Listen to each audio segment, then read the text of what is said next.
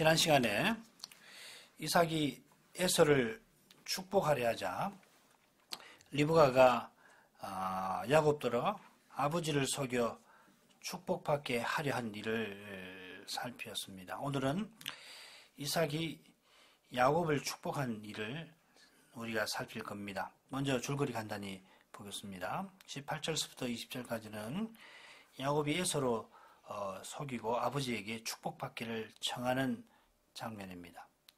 21절부터 24절까지는 이삭이 의심이 들지만 야곱을 에서로 알고는 축복을 했다는 거고, 25절부터 29절까지는 이삭이 야곱이 가져온 고기를 먹고 야곱에게 축복한 그 내용이 있습니다. 이 줄거리에서 드러나듯이 축복이라 하는 말, 축복해야 한다는 말이 세 부분 모두에 나옵니다. 야곱이 음식을 준비해서 아버지의 마음껏, 아버지의 영혼이 내게 축복하소서 합니다. 그처럼 셋째 부분에서 이삭이 마침내 야곱을 에서로 생각하고는 내 마음껏 내게 축복하리라 하고서 이삭이 축복한 그 내용이 길게 이어집니다. 자, 그런데 둘째 부분에도 역시 이 축복이라고 하는 표현이 나오는데 23절 보면 이삭이 축복하였더라 이렇게 되어 있습니다. 이건 아마 셋째 부분을 요약하는 것으로 보는 것이 좋을 겁니다. 이삭이 둘째 부분에서 야곱을 일단 축복을 하고서 셋째 부분에 이르러 음식 먹은 후에 온전히 축복한 것으로 보는 것보다는 셋째 부분을 요약한 것으로 보는 것이 좀 더 자연스럽습니다. 이런 점에서 둘째 부분이 단락의 중심에 오는 것은 자연스럽습니다.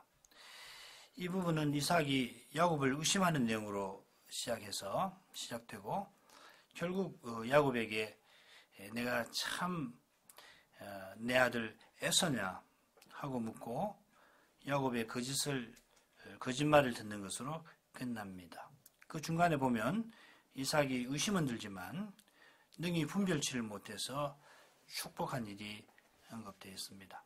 해 아래서 하나님의 언약이 이루어져가는 현실이 어떤 것인가 생생하게 드러납니다. 이런 일은 극히 예외적인 것이고 흔히는 모든 일이 하나님 말씀을 쫓아 반듯하게 이루어지는 것입니까? 아브라함은 이삭을 반듯하게 언약의 후사로 세우지 않았습니까? 그러나 그 반듯함은 어디서 나옵니까? 우리의 나의 의를 우리가 물론 말할 수는 있습니다만은 그러나 말할 수 있는 근거는 반드시 하나님의 의입니다. 반드시 그렇고 오직 그렇습니다. 나의 의를 말하면서 나의 소유라는 착각에 떨어지기 쉽습니다. 하나님이 우리의 의이십니다. 우리의 의 자체는 여전히 더러운 옷과 같습니다. 우리가 심각한 죄를 지었을 때와 다름없이 주님의 뜻을 이루었다 하는 그때에도 오직 그리스도의 공의로 구원받습니다. 그처럼 오직 그리스도 안에서 성신으로만 주님의 뜻을 받들 수 있습니다. 본문으로 나가기 전에 줄거리에서 한 가지만 더 살피겠습니다. 첫째 부분과 셋째 부분은 이삭의 별미에 관한 내용이 나오고 중간에 톨사람 에서로 변장한 꿈인 야곱의 일이 나옵니다. 야곱이 예상한 대로 이삭이 야곱을 만지려 합니다. 야곱의 예상이 놀랍지 않습니까? 야곱의 꾀가 과연 놀랍습니다. 사람의 꾀가 참 놀랍고 그 꾀대로 일이 이루어졌습니다. 야곱이나 리브가가 자기네가 하나님의 언약을 이룬다고 생각했겠습니다마는 그러나 과연 그러합니까? 그 대답은 우리 모두가 이미 알고 있습니다. 그러나 그 대답대로 사는 것은 오직 은혜에 속합니다. 앞뒤 부분에 이삭의 별미에 관한 내용이 나오는데 이삭이 축복한 그 내용은 어떻습니까? 음식에 관한 내용부터 나올 겁니다. 자, 그러면 본문을 살피면서 구원의 교훈을 듣도록 하겠습니다. 18절, 야곱이 아버지에게 나아가서 내 아버지여 하고 부른데 가로되 내가 여기 있노라. 내 아들아 내가 누구냐? 야곱이 아비에게 대답하되 나는 아버지의 맏아들 에서로서이다. 아버지께서 내게 명하신 대로 내가 하였사오니 청컨대 일어나 앉아서 내 사냥한 고기를 잡수시고 아버지의 마음껏 내게 축복하소서. 이삭이 그 아들에게 이르되 내 아들아 내가 어떻게 이같이 속히 잡았느냐? 그가 가로되 아버지 하나님 여호와께서 나로 순적히 만나게 하셨음이니이다. 이는 어린아이라도 다 알만한, 어쩌면 어린아이가 더 알지도 모를 이야기입니다.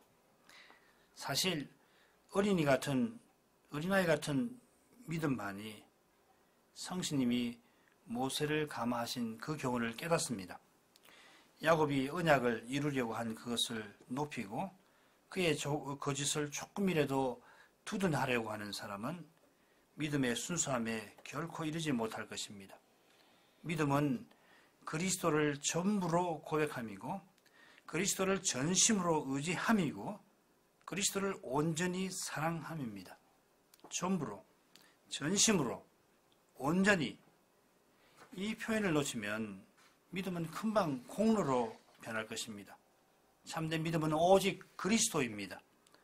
그런 까닭에 참된 믿음은 날마다 회개합니다. 늘 말씀을 겸손히 듣게 됩니다.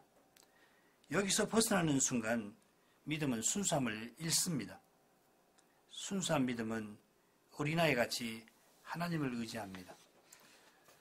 천년의 경험이 있더라도 한낱 인생은 하나님 앞에 어린아이에도 미치지 못할 것입니다마는 죄인을 향하여 천년을 하루같이 길이 참아주시고 우리의 구원을 이루려고 하루를 천년같이 여기시는 그 사랑을 깨닫는 사람은 기꺼이 어린아이같이 하나님을, 아버지를 의지합니다.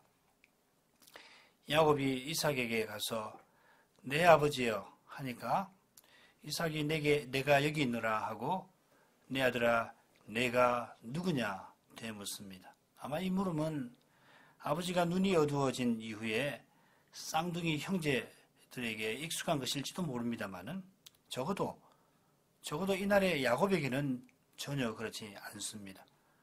그는 아버지의 익숙한 물음 속에서 양심의 소리, 하나님의 경고를 피할 수 없었습니다. 그러나 언약을 이루려는 야곱이 언약의 하나님을 듣지 아니합니다. 이건 도무지 있을 수 없는 일입니다만은 죄는 있을 수 없는 일을 능히 할 수 있습니다. 과연 하나님 외에는 죄보다 강한 게 없습니다. 자기 죄를 변명해서 숨기려고 하는 일이 얼마나 미련합니까? 하나님의 말씀을 거슬러 행하기 때문에 야곱은 거짓말을 쏟아냅니다. 아니 놀랍게도 말마다 거짓말입니다. 모세가 19절 20절에 기록한 야곱의 말은 온통 거짓말뿐입니다. 철저히 아버지를 속이려 하기 때문에 완벽하게 하나님의 뜻을 이루어 보려 하기 때문에 무엇을 이루어 보려는 인생이 가득 드러났는데 인생이 거짓말장이라 거짓만 가득한 것입니다. 사람으로 행하려 할수록 거짓이 나올 것입니다. 여기에다 야곱이 사용하는 표현을 보면 좀 더 생각할 점이 있을 겁니다. 여기 이 맏아들이라는 말은 앞서 나온 1절 15절에 나온 맏아들과 다른 말입니다. 그야말로 장자, 버코르라는 말입니다. 야곱은 아버지가 행하려 하는 일이 무엇인지를 잘 알고 있고 그 일을 무엇보다 중요하게 생각합니다. 그가 간절히 언약을 잊고자 하지만은 아버지 하나님 여호와의 이름을 사용해서 거짓을 말합니다. 여호와의 이름을 위하여 여호와의 뜻을 이루라고 언약의 후사로 세우시는 것인데 언약의 후사 되려고 거짓을 행하고 그러려고 그분의 그 거룩한 이름을 악용합니다. 바로 여기에 사람으로 행하는 일에 가장 두려운 점이 있습니다. 내가 언약을 이루려 하기 때문에 자기도 모르게 하나님보다 자기를 높입니다. 바리새인 한번 보십시오.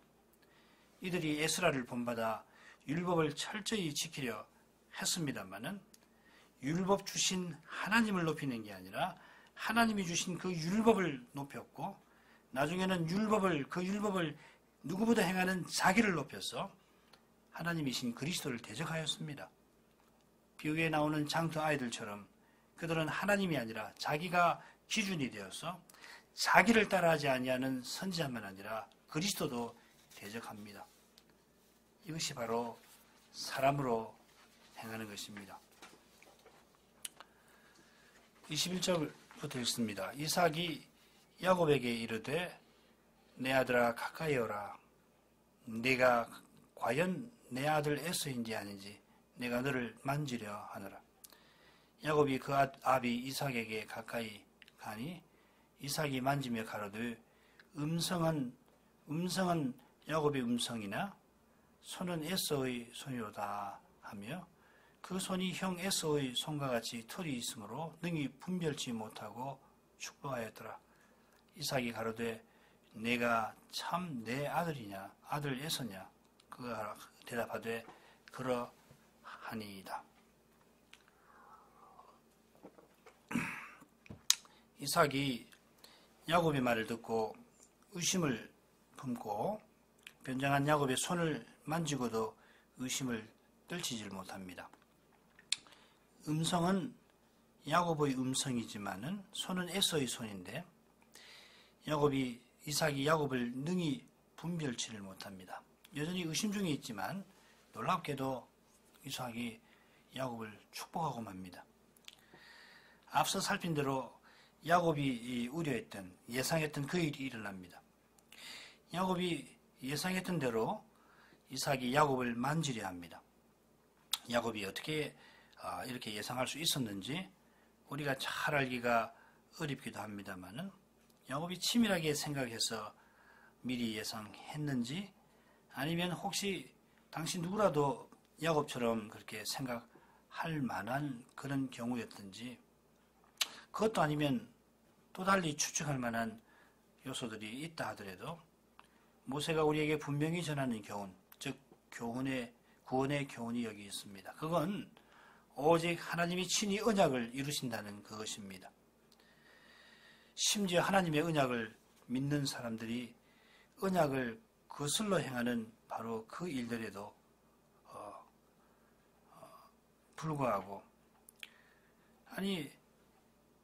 언약을 믿는 사람들이 언약을 거슬러 행하는 바로 그 일을 통해서 하나님이 친히 언약을 이루십니다. 아무도 이삭과 야곱과 리브가에게 공로를 돌릴 수 없습니다. 눈이 어두워서 분별하지 못한 이삭이나 남편이 예언을 잘못 이해해서 야곱을 앞세우는 리브가나 어떻게든지 언약을 이루려고 거짓말하는 야곱을 도무지 두둔할 수 없습니다. 이삭이나 리브가나 야곱이 평생 언약을 믿고서 사명을 이루려 했던 그거 무시하려고 드리는 말씀 아닙니다. 야곱은 틀림없이 에서와 다르고 이삭과 리브가는 이스마엘과 그의 아내들과 다릅니다. 평생 믿음으로 고난의 삶을 살면서 영광의 소망이신 주님을 바라보는 사람과 이런 신자들을 핍박하고 자기 세상 세우려는 사람들이 주의 앞에서 같을 수가 없습니다. 그러나 참으로 중요한 것은 그 다름이 우리 자신에게, 우리 인생 자체에게 있지 아니하고 오직 주님에게 있다는 그 점입니다. 오직 은혜입니다. 하나님을 믿는 사람도 실패해야 합니다. 실패하지 않을 수가 없을 뿐만 아니라 반드시 실패해야 합니다. 물론 참된 구원에 이르는 실패이겠지요. 신자도 사람의 생각을 떨치지 못할 뿐만 아니라 스스로는 사람의 힘을 늘 의지하기 때문입니다. 신자가 하나님의 뜻을 이루려고 사람의 힘을 의지하는 그것도 사람의 세상을 세우려고 하는 그 일과 똑같이 하나님 앞에 정당하지 않습니다. 만일 이 말이 과하다 생각되신다면 하나님은 여러분의 그 생각과 끝까지 실험하셔서 그 생각을 완전히 버리게 만드실 것입니다. 조금이라도 사람을 높이는 일이 있으면 그것이 결국 지옥을 만들어내는 겁니다. 다음 부분으로 넘어가기 전에 이삭의 능히 분별치 못함을 아브라함의 말년과 비교할 만할 것입니다. 우리가 수요일부터 기도에 힘쓰려고 이전처럼 자세히 살필 수가 없어서 교회 여러분들 돌아가셔서 묵상해 보시기를 바랍니다만은 할 수 있는 대로 이 두 족장을 서로 비교하려고 하는 관점을 내려놓으시고 하나님이 언약을 친히 이루어 나가시는 그 관점에서 계속 살피시면 좋겠습니다. 어느 변증가는 사람을 비교하는 것이 교만이라 했습니다. 타락한 내 안에 교만이 있어서 자기를 판단자로 높여 남을 비교하고 그 비교를 통하여 기엽고 자기를 높이는 것입니다.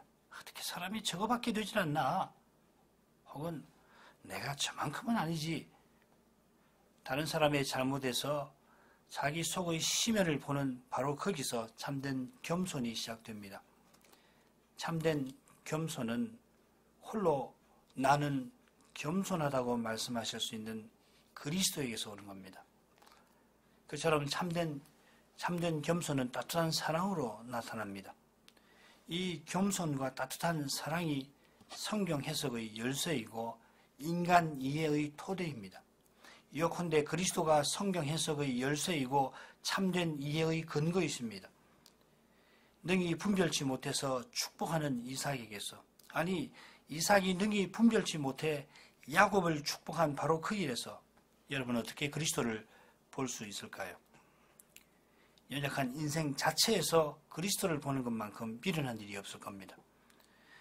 연약한 인생이 실수하고 실패하는 바로 그 일을 통해서 언약을 친히 이루어 가시는 바로 그 사실에서 그리스도의 영광이 환히 드러납니다. 그 영광을 보는 사람은 그리스도를 모시고 형제와 이웃을 대하려 할 것입니다. 그런 사람은 틀림없이 말씀이 들릴 것입니다. 말씀은 무릇 듣는 것입니다. 성경 읽고 강설 전하고 받는 것은 말씀하시는 하나님을 겸손히 듣는, 그분을 받들어 섬기는 삶입니다. 25절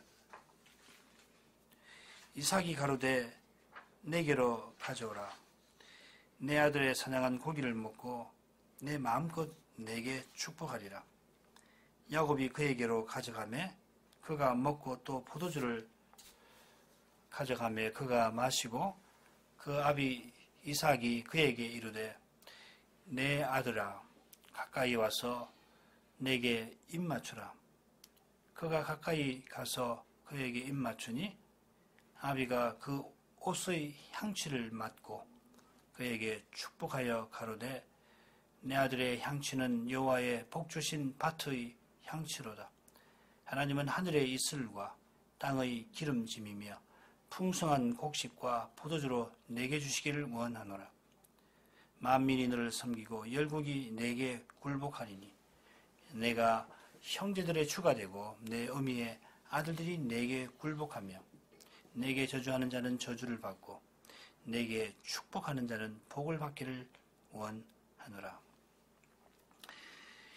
이삭이 다시 내가 참 내 아들이냐 아들 예서냐 묻고 야곱의 거짓말에 안도하면서 리브가가 만든 염소고기를 사냥한 고기로 알고 야곱에게 축복합니다.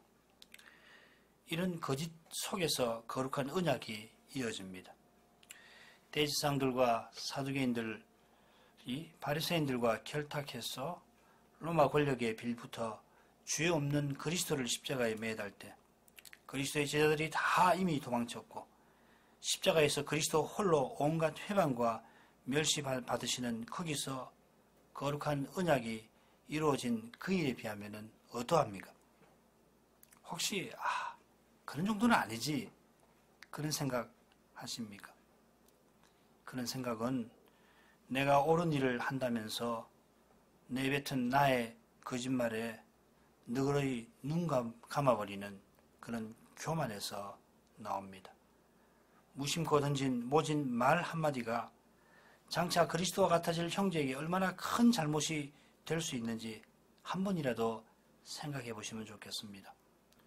죄가 전혀 없던 태초의 저 아름다운 낙원을 돌아보고 의의가 가득할 저 영원한 나라를 바라보면 악을 보느니 차라리 태어나지 않는 편이 가장 좋다 하는 전도자의 교훈을 금방 알아차릴 것입니다. 태어나지 않는 것을 택할 수 없는 인생은 겸손히 악이 없는 저 해 저너머의 나라를 간절히 구하게 됩니다. 이삭이 야곱의 옷 향내를 맡고서 여호와의 복 주신 밭의 향취와 같아 하면서 우리말에는 같다는 말이 없는데 같다고 해야 됩니다. 하면서 축복합니다. 밭의 향취는 논밭의 향내가 아니라 사냥하는 들판의 향내입니다. 이삭이 사냥꾼 에서의 삶을 여호와의 복 주신 것처럼 여기려 합니다. 그러면서 하늘의 이슬과 땅의 기름짐, 즉 농경의 축복이 사냥꾼 에서에게 임하기를 구합니다. 이런 데서 이삭의 내면적 갈등을 짐작할 수 있을 겁니다. 마찬가지로 이삭은 리브가가 받은 예언과 비슷한 내용으로 에서로 변장한 야곱에게 축복합니다. 이 약속은 아브라함에게 주신 약속과 붙어 있습니다. 천하 만민이 구원 얻게 하신다는 약속인데 이 약속이 신정 국가인 이스라엘처럼 나라와 백성의 형태로 이루어져 갑니다마는 언약의 핵심은 오실 메시아와 그분의 나라에 있습니다. 이 그리스도 안에서 복과 저주, 풍요와 평안의 참된 의미가 드러나고 이루어집니다. 그 의미는 조금 전에도 우리가 살핀 줄로 압니다. 중요한 것은 믿음으로 그리스도의 생명을 살아내는 것입니다. 걸어가신 하나님, 이삭이 야곱에게 축복하는 이 일에서 오직 하나님이 언약을 친히 이루어 나가시는 그 진리를 다시금 깨닫게 하십니다. 하나님이 친히 죄인을 구원해 주신 것처럼 야곱이 언약의 후사로 서나가는 거기서도 우리 인생의 죄가 얼마나 깊은지 숨길 수 없이 다 드러납니다. 우리의 죄를 감출 수가 없습니다. 오직 은혜로 구원받는 이 진리가 언약의 하나님을 믿는 우리의 그 연약함에서 더욱 생생하게 드러나는 것을 고백합니다.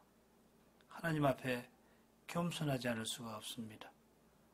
하나님께서 교만한 우리를 그대로 두실 리가 없습니다. 교만은 하나님을 대적하는 것인데 저희를 사랑하시는 하나님이 그 두려운 자리에 우리를 두실 리가 없습니다. 교만한 우리를 치시는, 그래서 교만을 다 버리게 만드시고 조금도 사람을 높이지 못하도록 만들어주시는 주님의 그 사랑에 이제도 감사하게 됩니다. 그처럼 주님의 그 사랑을 이 어려운 현실에서도 의지하며 본받고 살기를 구합니다. 높은 마음 들 때마다 그 말씀의 빛에 다 드러나게 해 주십시오. 인생은 실패할 수밖에 없고 또 실패해야 합니다. 주님을 위하노라 할지라도 저희가 여전히 사람으로 생각하고 행하는 까닭에 그 모든 것이 주님 앞에서 실패해야 합니다. 주님께서 친히 그 영광을 나타내 주시고 하나님만이 찬송을 받으시기를 구하옵나이다. 자비하신 아버지, 저희들 가운데 특별히 주님의 사랑이 철실한 주님의 자녀들을 이제도 기억해 주십시오. 몸이 약하고 마음이 외로운 이들, 가난하고 여러 가지 힘든 현실에 처한 주님의 백성들을 그 간절히 구하는 그 현실에서 그 간절히 구하는 기도를 들으셔서 붙들어 주시고 힘주시고 친히 보호해 주시기를 간구합니다. 특별히 교회의 이런 현실 앞에서 낭망할 어린 사람들을 기억할 때 주님의 각별한 돌보심을 구하지 않을 수가 없습니다. 주님이시여 다음 세대가 오직 하나님의 말씀에 서서 그리스도 외에는 무엇이든지 다 버리고 오직 그리스도를 드러내는 그러한 교회로 서나갈 수 있게 주님 친히 역사해 주시기를 구합니다. 그런 교회 외에는 아무 소망이 없겠습니다. 오직 그리스도만 우리의 소망이시며 말씀의 거룩한 빛만이 이 죄의 현실을 뚫고 나가는 유일한 능력과 지혜가 됩니다. 주님, 아무리 어려울지라도 주님의 사랑을 잃지 말게 해주십시오. 그리스도를 주와 구주로 믿는 형제를 원수로 대하는 이것보다 두려운 죄가 어디 있습니까? 이런 교회가 어떻게 복음을 전할 수가 있습니까? 어떻게 그리스도의 교회라 말할 수 있습니까? 주님, 긍휼히 여기셔서 복음의 말씀으로 저희 마음을 겸손하고 따뜻하게 만들어 주십시오. 우리의 목표는 여기 있지 아니하고 그리스도 다시 오시는 저 영원한 날들에 있습니다. 그리스도와 같아지는 그것이 저희의 목표입니다. 그 영원한 목표를 늘 기억하며 주님과 같아지게 해주실 그날을 바라보며 죄의 현실에서도 꼭 믿음으로 행하게 해주시고 꼭 그리스도를 드러내며 살 수 있기를 구합니다. 그리스도의 뭐든지 다 버릴 수 있게 해주십시오. 주님을 얻었으면 전부를 얻은 것 아닙니까? 과연 주님 외에 무엇이든지 양보하는 그 교회와 신자에게 그들에게만 주님이 과연 전부가 되어 주실 것입니다. 전부이신 주님 안에서 저희가 참으로 기뻐할 수가 있겠습니다. 예수님 이름으로 기도합니다. 아멘.